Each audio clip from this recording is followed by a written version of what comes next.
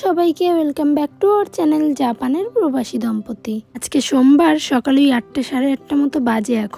আমি এখন বিছানাটা গুছিয়ে নিচ্ছি। আর এই কয়েকদিন ধরে না আমরা আমাদের লিভিং রুমেই ঘুমাচ্ছি, কারণ আমাদের এসি রয়েছে লিভিং রুমে আর বেডরুমে কোনো এসি নেই। আর আমাদের কাছে রয়েছে ছোট্ট একটা টেবিল ফ্যান, তাতে না এই গরমের সাথে আর পেরে ওঠা যায় না। তো ওই জন্যই আমরা ভেবেছি যে গরমকালটা আমরা এখানেই ঘুমিয়ে কাটাবো।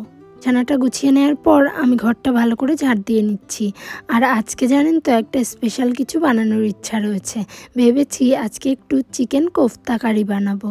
কাল রাতেই উৎপল চিকেনের ব্রেস্ট পিস কিনে এনেছিল, আর আজকে এই যে পাউরুটি দিয়ে আমি এখন বানিয়ে নেব ব্রেড ক্রাম্বস। কিন্তু বাড়িতে যেটুকু পাউরুটি আছে তাতে বোধহয় এই ব্রেড ক্রাম্বস কম পড়ে যাবে। তাই ভাবছি এই দিকে একটু গুছিয়ে রেখে আবার একটু দোকানে যেয়ে আর এক প্যাকেট পাউরুটি নিয়ে আসবো। রেসিপিটা বানানোর সময় যে আমি কত রকম সমস্যার সম্মুখীন হয়েছি তাতে আর কি বলি। আমাদের মিক্সিটা তো মাঝপথে চলছিলই না।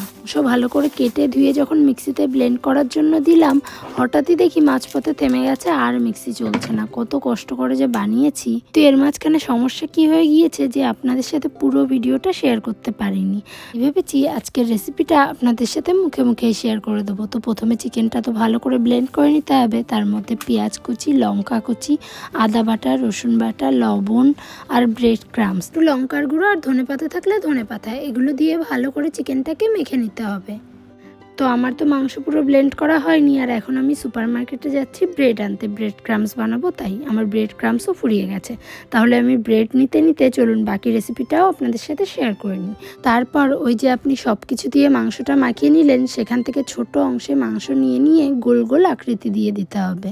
একটু ধনেপাতাও খুঁজছিলাম বাট পেলাম না। চলুন তাহলে পাউরুটি নিয়ে এবার তাড়াতাড়ি বাড়িতে যাই। তো তারপর কি করতে হবে, ওই গোলাকার মাংসগুলোকে তেলে আপনি একটু করে ভেজে নেবেন। তো এই গোলাকার মাংসর বলগুলো যখন ভাজা হয়ে যাবে তখন আপনি তেলের মধ্যে কুচি করে রাখা পেঁয়াজ দেবেন এবং আদা বাটা, রসুন বাটা দেবেন। আর তাছাড়া রেগুলারের যে নিত্য প্রয়োজনীয় গুঁড়ো মশলা সেগুলো দিয়ে ভালো করে কষিয়ে নেবেন। আর তারপর দিয়ে দেবেন টমেটো আর একটুখানি চিনি। তারপর যখন এই সমস্ত মশলাটার থেকে তেল ছেড়ে দেবে তখন আপনি তার মধ্যে দিয়ে দেবেন কিছুটা পরিমাণে গরম জল। আর এই জলটা ভালো করে জাল হয়ে যখন কমে আসবে তখন তার মধ্যে ওই ভেজে রাখা মাংসর বলগুলো দিয়ে দেবেন এবং তারপরে ভালো করে খানিকটা টাইম ফুটিয়ে নেবেন। আর তারপর যখন দেখবেন এই মাংসর বলগুলো ঝোলটা অনেকটা টেনে নিয়েছে আর ঝোলটাও ঠিকমতো জাল হয়ে একটু কমে এসেছে, তখন ওই ঝোলের মধ্যে একটুখানি গরম মশলার গুঁড়ো আর নামানোর আগে একটু কাসুরি মেথি দিয়ে নামিয়ে নেবেন। তো এটা খেতে কিন্তু একটু মিষ্টি মিষ্টি টক টক ঝাল ঝাল রকমের হয়, বেশ ভালোই লাগে খেতে। আর আসলে চিকেন কোফতার রেসিপি কেমন হয় আমি ঠিক জানি না, আমার বাড়িতে যা যা ছিল আমি সেটা দিয়েই আর কি ট্রাই করেছি। তো খেতে বেশ ভালোই হয়েছিল, আপনারা চাইলে ট্রাই করে দেখতে পারেন। আর হ্যাঁ, এটাতে কিন্তু অতটা ঝোল থাকে না, একটু শুকনো শুকনো হয়। তাহলে চলুন আজকের ভিডিওটা এখানেই শেষ করছি। ভিডিওটি ভালো লাগলে লাইক, কমেন্ট, শেয়ার এবং চ্যানেলটা সাবস্ক্রাইব করবেন। আর ফেসবুক পেজ থেকে দেখে থাকলে পেজটি কিন্তু অবশ্যই ফলো করে দেবেন। তাহলে আজকের মতো বাই।